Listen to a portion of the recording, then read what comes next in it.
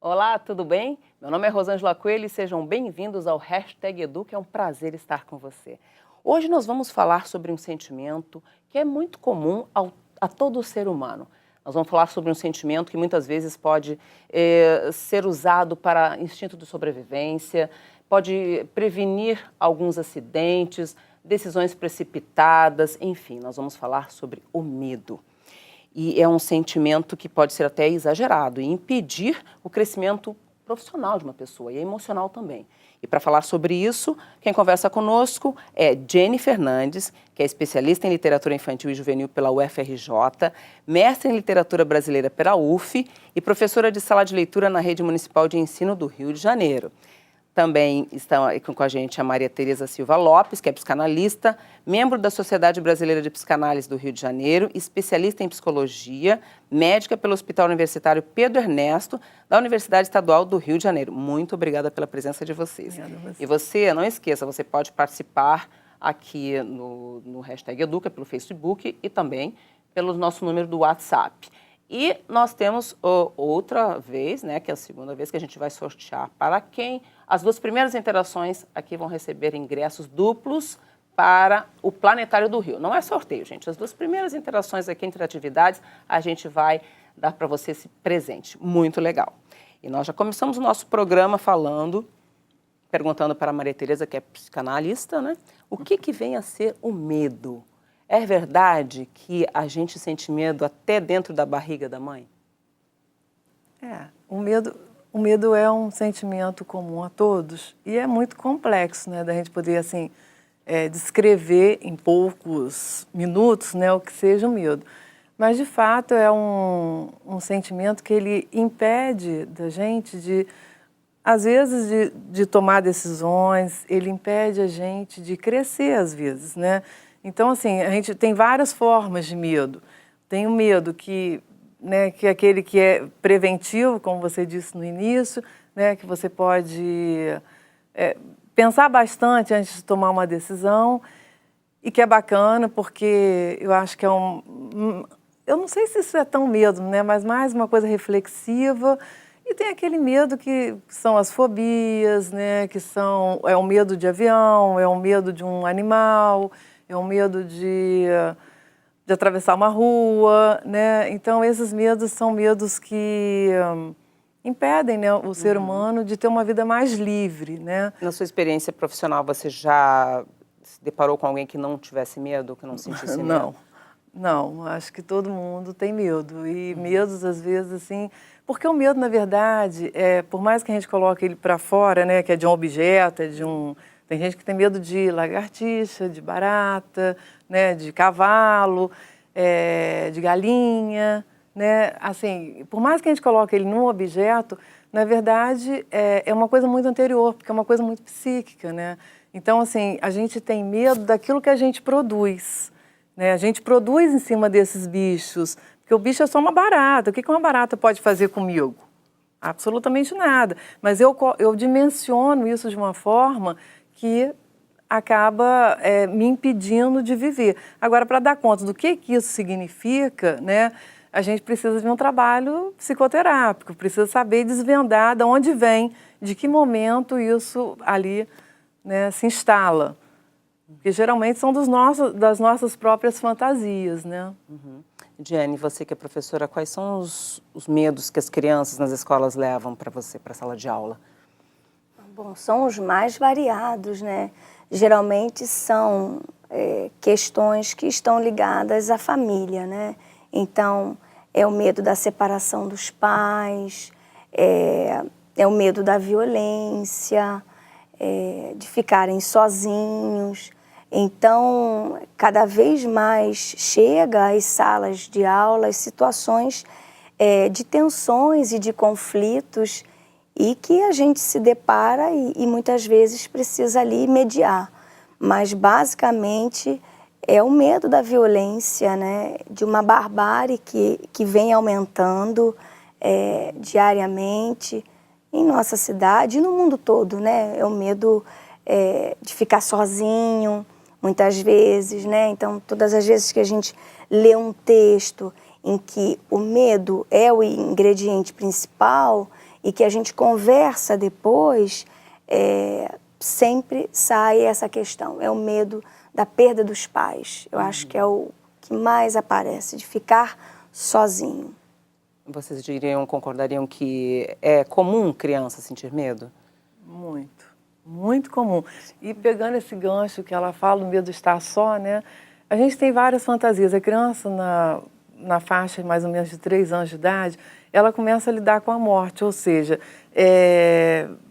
ela começa a sonhar e a pensar que os pais estão morrendo, né?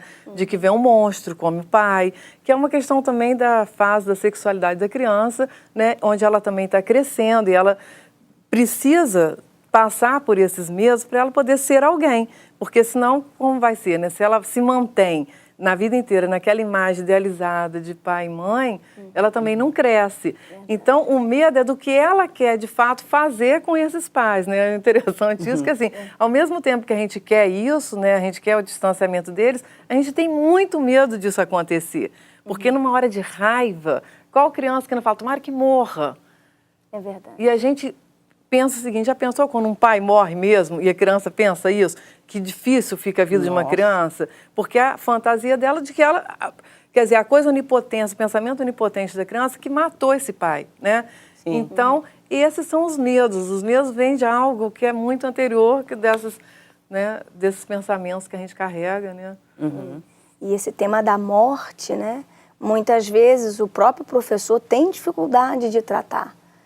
Em sala de aula, nos textos literários, mas acho que é preciso a gente tratar, claro, com cuidado, dependendo das faixas etárias, mas a morte faz parte da vida.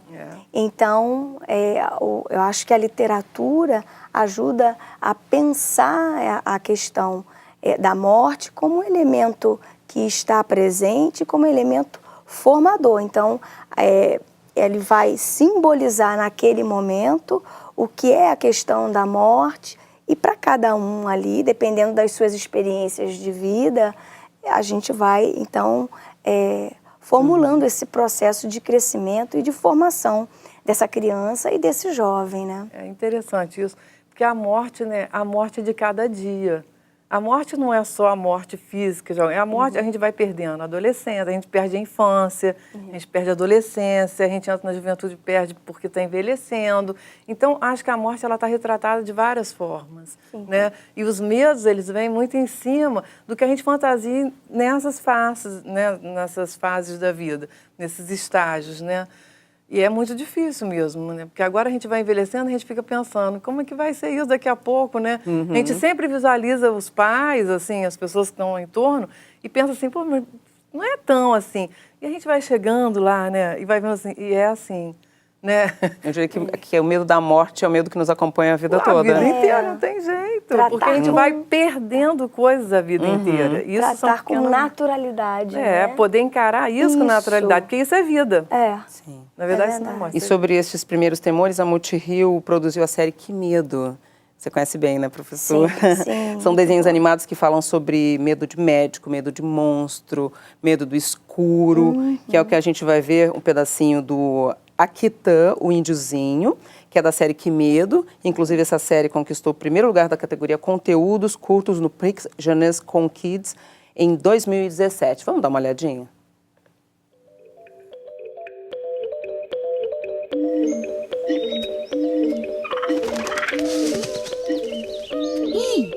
Olha! Este é o Akitã, o índiozinho muito forte e corajoso. Apesar de ainda ser bem pequeno, adora desafiar o perigo, usando sua esperteza para vencer todos os desafios que encontra. Porém, quando a noite chega trazendo os seus mistérios, Akitã rapidamente procura abrigo no colo de sua mãe. O índiozinho, quem diria, morre de medo do escuro. Professora, será que ele vai superar esse medo? Ele supera no colo da mãe, no aconchego da mãe, na rede, né? E Akitã, ele supera no final, né? Essa superação do medo ela é fundamental no processo psicológico, no crescimento da criança. A gente tem, historicamente, nas narrativas tradicionais, aí pensando em Charles Perrault, no século XVII, nos contos de fadas, a gente vai ter o bem e o mal bem marcados, né? Então, a gente tem os contos de fadas como elementos fundamentais para a gente trazer a superação desses medos. Então, ao final de um conto de fadas, a criança respira aliviada. Nossa, o herói venceu todas as provas e venceu o mal e conseguiu a sua recompensa. Hoje, as histórias mais contemporâneas, esse medo, esse medo ele está mais subvertido, ele está mais desconstruído. Então, a gente tem, por exemplo, esse livro aqui, que eu trouxe para mostrar, Bruxa, Bruxa, Venha à Minha Festa. Embora seja assustador já na capa, né, a gente tem a figura a imagem de uma bruxa horripilante, né, que causa aqui já uma certa repulsa. É um livro que vai causar ao leitor, ao final dele, muita surpresa, porque vai justamente subverter esse medo, né? Então, a gente tem a figura dessa bruxa, horripilante, né, com esse nariz também que chama atenção, os olhos, né, as figuras, as narrativas de medo sempre chamam a atenção dessa questão facial, né? São os olhos, né, o nariz, a boca, os dentes. Então, esse livro, a cada personagem que se apresenta, ele só vai a essa festa se ela puder convidar um outro personagem. Então, a bruxa, ela vai se o gato também for. Então, aí aparece o gato, tão horripilante quanto essa bruxa. Então, esses seres, né, que povoam a literatura infantil, eles vão aparecendo. Essa criança que está ali junto com a gente, que a gente vai contando essa história, ela chega a espalmar a mão no rosto de tanto medo, mas, na verdade, ela abre os dedinhos, porque ela quer ver. Né? É o medo do desconhecido, ela quer saber qual é o próximo ser horripilante. No caso aqui, é um espantalho. E a história ela vai se desenvolvendo até a gente chegar num pirata terrível, que causa medo. A Rosângela está aqui já com medo no estúdio, né?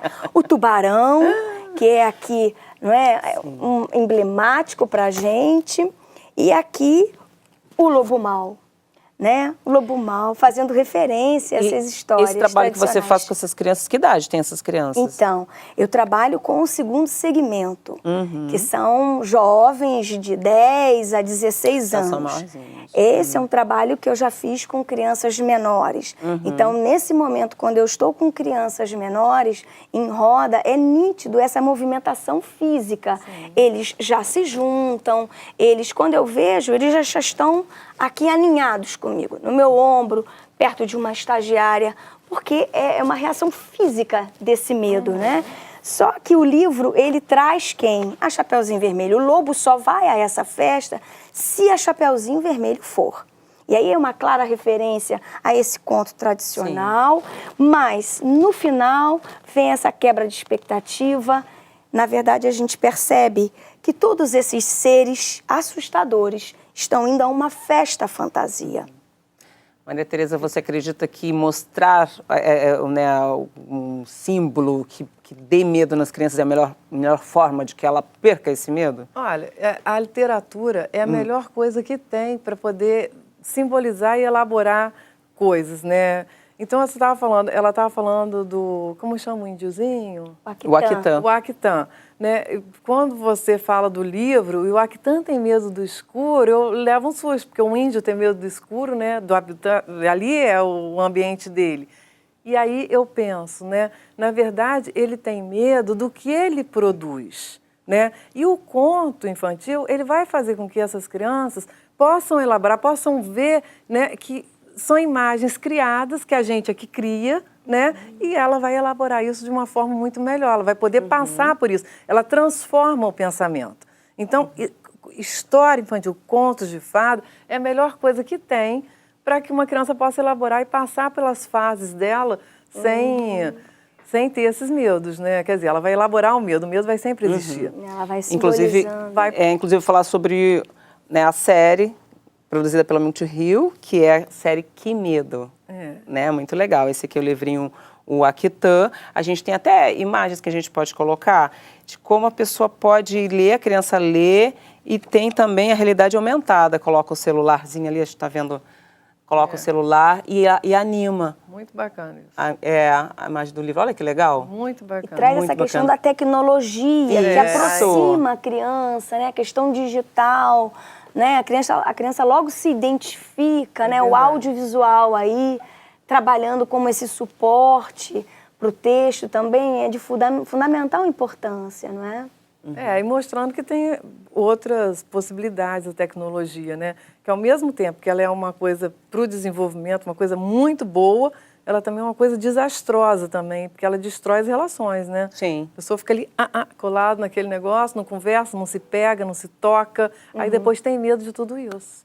É verdade. Professora, eu gostaria que você falasse sobre o seu projeto, o projeto Malala. 500 alunos leram Malala e se identificaram em como reagir em situações de violência. Fala pra gente como é que se dá isso. Foi um grande projeto realizado ano passado, em que a Escola Camilo Castelo Branco, que fica aqui pertinho da gente, no Jardim Botânico, elegeu como projeto de leitura a leitura de Malala, a menina que queria ir para a escola, da jornalista Adriana Carranca, quem cobriu o conflito no Paquistão, assim que Malala sofreu o atentado. Então, a gente elegeu o livro de Adriana como projeto de leitura mesmo para a escola toda. Então, não foi fácil, quase 500 alunos lendo o texto de Malala. Foi um desafio, mas a gente se organizou e com muitos mediadores, professores de todas as áreas do conhecimento, porque a gente entende que formar leitor não está só no compromisso do professor de língua materna, de língua portuguesa. É para todos os professores de todas as áreas. Então, nós lemos em roda e a cada capítulo, a cada situação que aparecia no livro, a gente discutia. Então, embora Malala trate de uma situação no Paquistão, é uma história completamente adaptada e possível aqui para o Brasil. Né? Uma menina extremamente corajosa que vence o medo, a opressão e ela quer estudar. Então, ela é muito jovem, começa a escrever um blog e a BBC, então, começa a divulgar todas as opressões que ela sofre e aquela região sofre pelo Talibã. E, então, Malala acaba sofrendo, né, o atentado, mas ela vence. Malala hoje é uma ativista política. Isso. Deixou aí, né, tem deixado uma história muito, muito bonita pra gente. E ela é uma mulher corajosa, muito né? corajosa, venceu esses medos através da escrita e da leitura. Então, toda a escola leu Malala e é com muito orgulho legal que a gente conheceu a história dessa mulher incrível. Agora, a Maria Tereza tem um trabalho com professores, né? Fala pra gente do seu projeto Travessia. A Sociedade Brasileira de Psicanálise tem um projeto social chamado Travessia, que é um projeto que atende, hoje, a gente já trabalhou dentro de comunidade, com as crianças de comunidade. Hoje, ele trabalha com professores da rede municipal, da Secretaria de Educação, e, assim, é livre, é um trabalho livre, né? Exatamente para lidar com essa questão dos medos dos professores e também para ensinar um pouco como que esses professores podem lidar com esses alunos que chegam também ameaçando-os muito, né? Então, assim, é uma realidade muito diferente. A gente, quando olha para uma comunidade, a gente tem mania de falar coisas, né, que ali é impossível ser falado, porque são realidades muito diferentes. Então, há uma discriminação, há toda uma exclusão, e a gente vai trabalhar em cima disso, porque isso é um grande medo, né? São medos que impossibilitam essas crianças de comunidade de querer existir. São coisas, são situações que a gente vive ali e que a gente vê muito através dos professores que acabam deixando, assim, faz a gente pensar que a gente está no século XXI e que ainda existe esse tamanho de exclusão social, de racismo, de discriminação porque é pobre, porque não cheira bem, porque não... É uma série de coisas que a gente pensa assim, gente, o que é isso? Século XXI. Isso não pode existir mais, né? E no trabalho que vocês fazem com os professores, quais são os medos que eles sentem? Então, o maior medo, eu acho, é da criança que é desamparada, né? Então, assim, a criança que é muito desamparada, os professores ficam com medo de como dar conta dessa criança. Porque são crianças que chegam e não conseguem aprender, as crianças chegam sem comer, a escola dá comida. Mas elas chegam tão né, mal, desassistidas. Então, eu acho que esse é um grande medo, professor, porque os pais, às vezes, entendem esse cuidado como uma afronta para eles também, né? É como uma denúncia ao descuido deles. E que se a gente parar para pensar, uns são descuidos mesmo, mas a maioria não é descuido. Eles precisam trabalhar para dar de comida a essas crianças, né? Então, uma grande parte, mas não todos. E tem uma outra parte, né, desse trabalho de travessia, que é feito toda terça-feira, num centro de artes, que é o Largo de Artes, no centro da cidade, que é com professores de áreas mais de conflito, né, de maior conflito. Então, acho que são 8 ou 10, não sei, tem uma quantidade aí de escolas, que são escolas que estão na Maré, no Jacarezinho, no Complexo do Alemão. Então, escolas que pegam de maior conflito e faz um trabalho com o professor, que é a coisa mais, assim, esse trabalho é preciosíssimo. Você vê os professores chegarem de uma forma e saírem de outra. São 8 encontros. Eles saem de outra forma. Teve uma que se fotografou. O que ela era antes e o que ela era depois. Né? Então, é a coisa mais linda. Em termos de postura, inclusive, na sala. Postura, de tudo, de reconhecimento, de empoderamento, de ela falar assim, alguém olha por mim, alguém cuida de mim, né? De perder um pouco o medo de existir, de se colocar. Né? Então, é um trabalho muito bacana. E eu estava falando para a Jenny, né, para ela poder propagar um pouco também, para ir mais professores no sábado, né? Com certeza. E a gente precisa, o professor precisa ser cuidado também. Isso. Porque ele recebe também essa carga, né, de conflitos, de tensões. Então, ele precisa desse cuidado, né? E de se autoconhecer, nessa autocrítica também, de entender essa realidade. Às vezes se cria um abismo também social e cultural muito grande. E de lidar com as questões dele, né? Porque, assim, como a gente está falando, um professor chega numa... Se ele não é da comunidade e vai para uma primeira vez eu queria que você desse dicas, justamente, como se comportar. Pela primeira vez para uma escola em comunidade, ele está ameaçado com tudo. Ele está ameaçado pela própria comunidade, que é muito diferente da realidade dele. Ele está ameaçado com aquelas crianças que ele não compreende aquele universo que as crianças vivem. Então, assim, tudo dá muito medo. E esses professores, eles acabam agindo sem dar conta do que está acontecendo muito ali, né? Eles acabam tendo caras e bocas, falando coisas que às vezes não é muito adequado para aquela situação. E isso tudo isso são medos que ele carrega dentro dele, são produções de pensamento, de fantasias, que acaba impossibilitando o contato maior. E que com o tempo, obviamente, isso vai amadurecendo ali naquele lugar, isso vai se diluindo, mas que ele precisa ser cuidado. Ele precisa conhecer primeiro o ambiente que ele vai pisar. E se conhecer também, porque a gente é muito... nós, seres humanos, somos muito complexos, né? Assim, e muito preconceituosos. A gente tem tudo, a gente traz dentro da gente uma carga com essa cultura toda, a gente traz uma carga de coisas que a gente nem dá conta, né? E quando a gente chega num ambiente onde que pede mais da gente, a coisa não fica boa, porque você começa a lidar com esses seus, né, com esses seus entraves e você precisa conhecer os seus entraves para poder lidar com essas questões, que são questões graves, sérias, e que a gente tem que disseminar, né? A gente tem que poder elaborar ali chegando, né? Então, mas é um trabalho bacana. Jenny, tem alguma dica para dar para o professor quando chega assim, tranquilo, as experiências que você tem? Eu acho que muita sensibilidade, né, para para entender essas realidades tão diversas, porque às vezes a gente, pelo menos na minha prática, porque eu trabalho muito com rodas de leitura e rodas de conversa, né?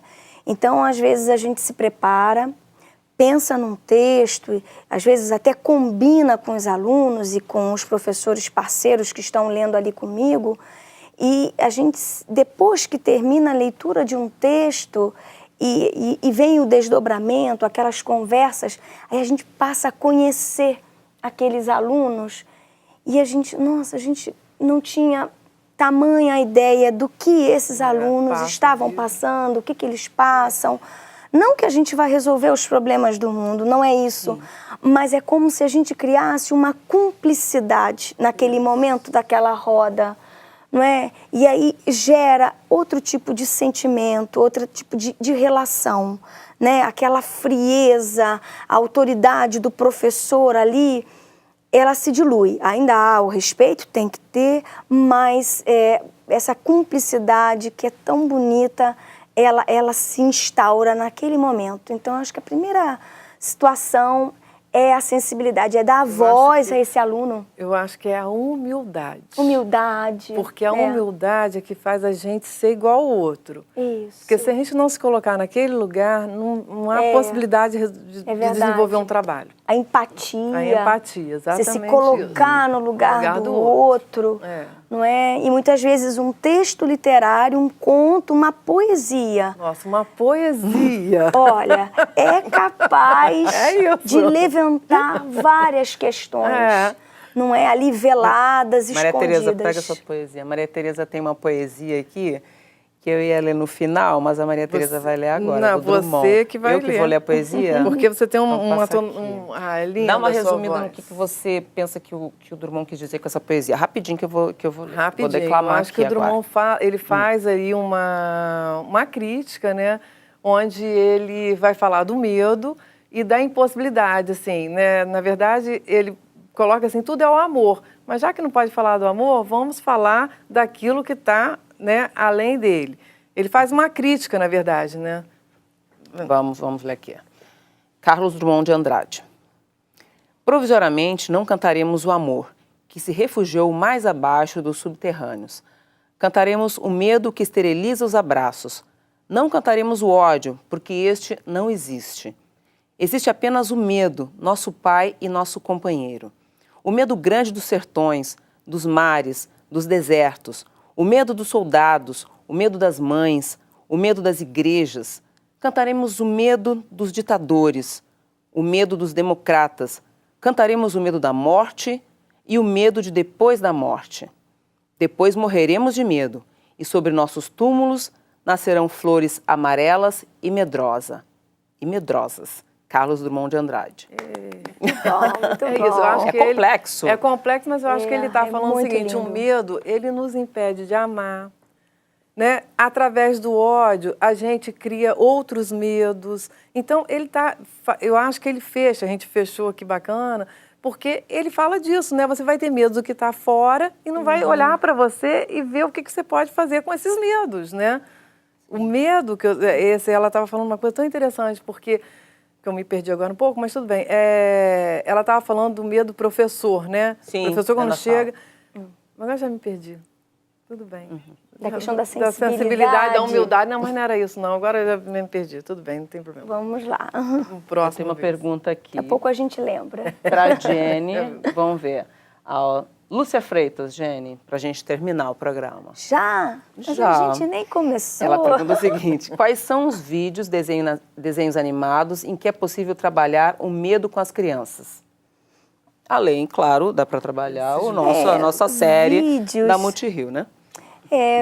Vídeos, olha, a série Que Medo é muito, muito interessante. A série Juro Que Vi, também da Multirio. Eu super indico, recomendo. A questão do folclore também. Mas, assim, eu trabalho mais com essa questão literária. Eu também indico, olha, eu trouxe Contos de Enganar a Morte, de Ricardo Azevedo também, que traz muitos contos para trabalhar a questão da morte. Então, vale também muito a pena.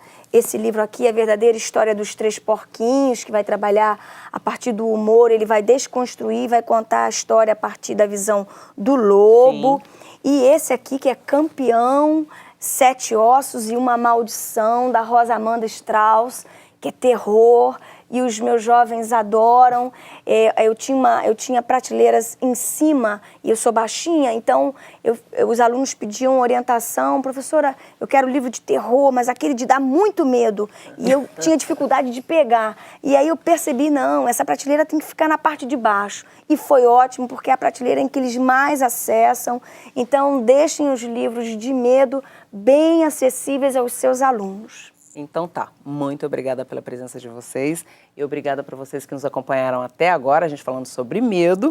E você encontra mais conteúdo sobre esse tema nas nossas postagens no Facebook e no portal da Multirio. Até o próximo #Educa. Tchau, tchau.